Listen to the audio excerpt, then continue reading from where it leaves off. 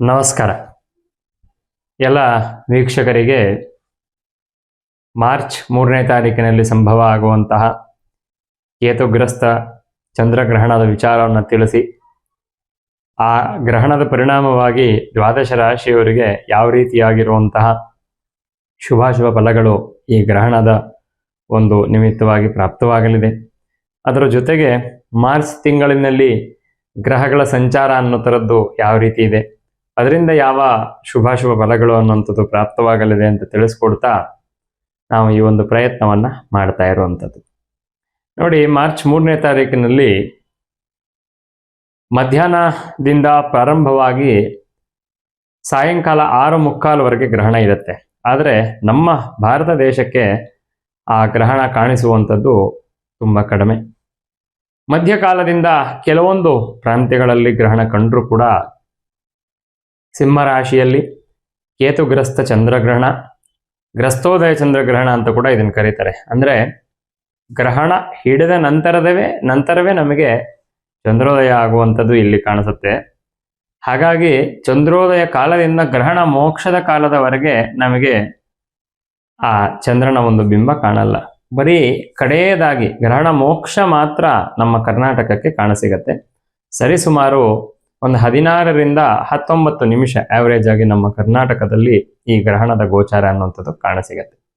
ಹಾಗಾಗಿ ಇದರ ಆಚರಣೆ ಬಗ್ಗೆ ಸಾಕಷ್ಟು ಗೊಂದಲಗಳಿದೆ. ಕೆಲವರು ಇದನ್ನು ಪೂರ್ಣವಾಗಿ ಆಚರಣೆಯನ್ನು ಮಾಡಬೇಕು ಅಂತ ಹೇಳಿದ್ರು ಕೂಡ ಗ್ರಹಣದ ಒಂದು ಪುಣ್ಯಕಾಲ ತುಂಬ ಕಡಿಮೆ ಇರುವಂತಹ ಸಾಧ್ಯ ಇರೋದ್ರಿಂದ, ತುಂಬ ಕಡಿಮೆ ಗ್ರಹಣದ ಪ್ರಮಾಣ ಇರೋದ್ರಿಂದ ಆ ಗ್ರಹಣವನ್ನು ಆಚರಣೆಯನ್ನು ಮಾಡುವಂಥದ್ದು ಬೇಡ, ಮೋಕ್ಷ ಸ್ನಾನ ಮಾಡಿದರೆ ಸಾಕು ಅಂತ ಹಲವಾರು ಜನಗಳು, ಪಂಡಿತರು ಅಭಿಪ್ರಾಯವನ್ನು ಪಟ್ಟಿರ್ತಾರೆ. ಇನ್ನು ವೃಶ್ಚಿಕ ರಾಶಿಯವರಿಗೆ ನೋಡೋದಾದ್ರೆ, ವೃಶ್ಚಿಕ ರಾಶಿಯವರಿಗೆ ಒಂದು ರೀತಿ ಮಧ್ಯಮ ಫಲ ಅಂತ ಹೇಳ್ಬೋದು. ವೃಶ್ಚಿಕ ರಾಶಿಯವರಿಗೆ ಸಹಜವಾಗಿ ಗುರುವಿನ ಬಲ ಇಲ್ಲ, ಶನಿ ಕೂಡ ಪಂಚಮದಲ್ಲಿದ್ದಾನೆ.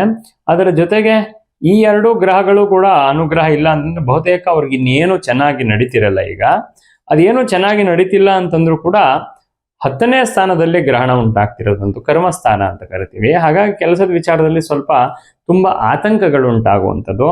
ಮಾಡ್ತಿರುವಂತಹ ಕೆಲಸ ಸರಿನಾ, ನಾನು ಮಾಡ್ತಿರೋದು ಇಲ್ವಾ, ಅಥವಾ ನಾನು ಮಾಡ್ತಿರೋಂಥ ದಾರಿನಲ್ಲಿ ಹೋದ್ರೆ ನಿಜವಾಗ್ಲೂ ನನಗೆ ಯಶಸ್ಸಿದೆಯಾ ಅನ್ನುವಂತಹ ದ್ವಂದ್ವಗಳು.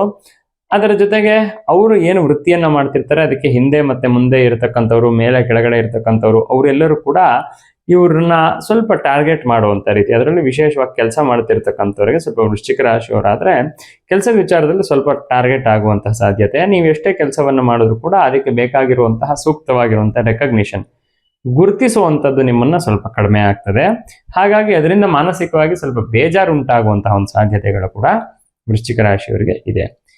4ನೇ ಮನೆಯಲ್ಲಿ ಸುಖ ಸ್ಥಾನದಲ್ಲಿ ಇರುವಂತಹ ಪಾಪಗ್ರಹಗಳ ಯೋಗ ಸುಖಕ್ಕೆ ಹಾಳು ಮಾಡಲಿಕ್ಕೆ ಬೇಕಾಗಿರುವಂತಹ ಎಲ್ಲ ಒಂದಷ್ಟು ಪರಿಸ್ಥಿತಿಗಳನ್ನ ತಂದುಕೊಡುತ್ತೆ. ಏನ್ ಮಾಡಬೇಕು ಅಂತಂದ್ರೆ, ಇನ್ನೊಂದು ಸ್ವಲ್ಪ ತಿಂಗಳ ಕಾಲನಾದ್ರೂ ವೃಶ್ಚಿಕ ರಾಶಿಯವರು ಸ್ವಲ್ಪ ಒಂದೇ ಮನಸ್ಸಿನಿಂದ ದೃಢವಾಗಿ ಮುಂದೆ ಒಳ್ಳೇದಾಗತ್ತೆ ಅನ್ನುವಂತಹ ನಂಬಿಕೆಯನ್ನ ಇಟ್ಟು, ವಿಶೇಷವಾಗಿ ಗುರುಗಳಲ್ಲಿ, ನೀವು ನಂಬಿರುವಂತಹ ಗುರುಗಳು ಯಾರಿದ್ದಾರೋ ಅವರಲ್ಲಿ ನಂಬಿಕೆಯನ್ನ ಇಟ್ಟು ಪ್ರಾರ್ಥನೆ ಪೂಜಾದಿಗಳನ್ನ ಮಾಡುವಂಥದ್ದು. ಅದರಲ್ಲೂ ವಿಶೇಷವಾಗಿ ದಕ್ಷಿಣಾಮೂರ್ತಿಯನ್ನ ಆರಾಧನೆಯನ್ನ ಮಾಡುವಂಥದ್ದು. ಅಥವಾ ನಮಗೆ ಗುರು ಪರಂಪರೆ ಬಂದಿದ್ದೇ ವೇದವ್ಯಾಸರಿಂದ. ಹಾಗಾಗಿ ಅಂತಹ ವೇದವ್ಯಾಸರು ಅವರ ಸ್ತೋತ್ರಗಳನ್ನ ಪಾರಾಯಣವನ್ನ ಮಾಡುವಂಥದ್ದು. ವೇದವ್ಯಾಸರ ಆದ ನಂತರದಲ್ಲಿ ಅನೇಕ ಗುರುಗಳು ಬರ್ತಾರೆ. ಶಂಕರಾಚಾರ್ಯರ ಆದಿಯಾಗಿ ಅನೇಕ ಗುರುಗಳು ಅನ್ನುವಂಥವ್ರು ನಮಗೆ ಕಲಿಯುಗದಲ್ಲಿ ಸಿಗ್ತಾರೆ. ನಮ್ಮ ಭಾಗ್ಯವೇ ಸರಿ. ಅವರ ಸ್ತೋತ್ರಗಳ ಮುಖಾಂತರ ಅಥವಾ ಗುರುವಿನ ದರ್ಶನದ ಮುಖಾಂತರ ನೀವು ನಂಬಿರುವಂತಹ ಯಾವ ಗುರುಗಳಾಗ್ಬೋದು, ದತ್ತಾತ್ರೇಯರಾಗ್ಬೋದು, ಅಥವಾ ಗುರು ಚರಿತ್ರೆಯ ಪಾರಾಯಣವನ್ನ ಮಾಡುವಂಥದ್ದು ತುಂಬಾ ಉತ್ತಮವಾಗಿರುವಂತಹ ಫಲವನ್ನ ತಂದು ಕೊಡಲಿದೆ. ಯಾರಿಗೆ? ವೃಶ್ಚಿಕ ರಾಶಿಯವರಿಗೆ. ಹಾಗಾಗಿ ಕೆಲಸದ ವಿಚಾರದಲ್ಲಿ ಸ್ವಲ್ಪ ಹಿನ್ನಡೆ, ಹಿಂಸೆ, ಕುಟುಂಬದಲ್ಲೂ ಬೇಜಾರು, ಕೆಲಸದಲ್ಲಿ ಬೇಜಾರು, ಎಲ್ಲ ಹೀಗೆ ಹೋಗ್ಬಿಡ್ತಿದೆ, ನಾನು ಮಾಡ್ತಿರೋದು ಸರಿನೋ ಇಲ್ವೋ ಅನ್ನುವಂತಹ ಒಂದು ಬೇಜಾರು, ಇದೆಲ್ಲವೂ ಇದ್ರೂ ಕೂಡ ಗುರುಗಳ ಅನುಗ್ರಹ ಅನ್ನುವಂಥದ್ದು ನಿಮ್ಮ ಕುಟುಂಬಕ್ಕೆ ಇತ್ತು ಅಂತಂದ್ರೆ, ನಿಮಗೆ ವೈಯಕ್ತಿಕವಾಗಿತ್ತು ಅಂತಂದ್ರೆ ನಿಮಗೂ ಕೂಡ ಉತ್ತಮ ಫಲಗಳು ಅನ್ನುವಂಥದ್ದು ಸಿಗತ್ತೆ ಅಂತ ಹೇಳ್ಬೋದಾಗಿದೆ. ಹೀಗೆ ದ್ವಾದಶ ರಾಶಿಗಳಿಗೂ ಕೂಡ ಒಂದು ಗ್ರಹಣ ನಿಮಿತ್ತವಾಗಿರುವಂತಹ ಶುಭ ಫಲಗಳನ್ನ ತಂದುಕೊಡುವಂತಹ ಪ್ರಯತ್ನವನ್ನು ಮಾಡಿದ್ದೇವೆ. ಇದಾದ್ಮೇಲೆ ಮುಂದೆ ಯುಗಾದಿಯಲ್ಲಿ ಈ ಗ್ರಹಣದ ಫಲ ಯುಗಾದಿಯವರೆಗೆ ಇರುತ್ತೆ ಅಂತ ನಾವು ಮನಸ್ಸಿನಲ್ಲಿ ಇಟ್ಕೊಂಡು ಯುಗಾದಿಯ ನಂತರ ಹೊಸ ಸಂವತ್ಸರ ಹೇಗಿದೆ, ಹೊಸ ಸಂವತ್ಸರದಲ್ಲಿ ಆಗುವಂತಹ ಗ್ರಹಗಳ ಬದಲಾವಣೆ ಏನು, ಮತ್ತೆ ಹೊಸ ಸಂವತ್ಸರದಲ್ಲಿ ಯಾವ್ಯಾವ ರಾಶಿಯವರಿಗೆ ಉತ್ತಮ ಫಲಗಳಿರುತ್ತೆ, ಇದನ್ನೆಲ್ಲ ಮುಂದಿನ ವಿಡಿಯೋದಲ್ಲಿ ನಾನು ತಮ್ಮ ಮುಂದೆ ಬರ್ತೀನಿ. ನಮಸ್ಕಾರ.